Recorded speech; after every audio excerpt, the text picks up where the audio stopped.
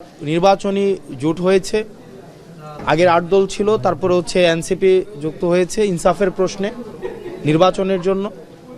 তো আজকে আমরা কুমিল্লা 4 দেবিদ্বার থেকে জাতীয় নাগরিক পার্টির পক্ষে আমি হাসনাত আব্দুল্লাহ মনোনয়ন জমা দিয়েছি। জামাত জোট করার পরে এনসিপির অনেক নেতাকর্মী কিন্তু পদত্যাগ করেছেন, এটা নির্বাচনে কোনো সমস্যা হবে কিনা আপনাদের?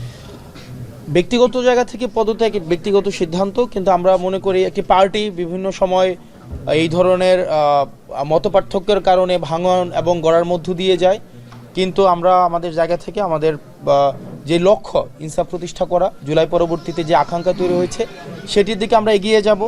সেটিতে আবার যখন কারো মনে হবে যে আমরা আবার যুক্ত হবে, তারা যুক্ত হবে। তো সেই জায়গাটিকে আমি ব্যক্তিগত যেই সিদ্ধান্ত সেটিকে সম্মান জানাই, একই সাথে সাথে আমি মনে করি সেটি যে নেতিবাচক প্রভাবের জায়গাটি আমরা আমাদের ইতিবাচক কার্যক্রমের মধ্য দিয়ে আমরা এড়িয়ে যেতে সক্ষম হব।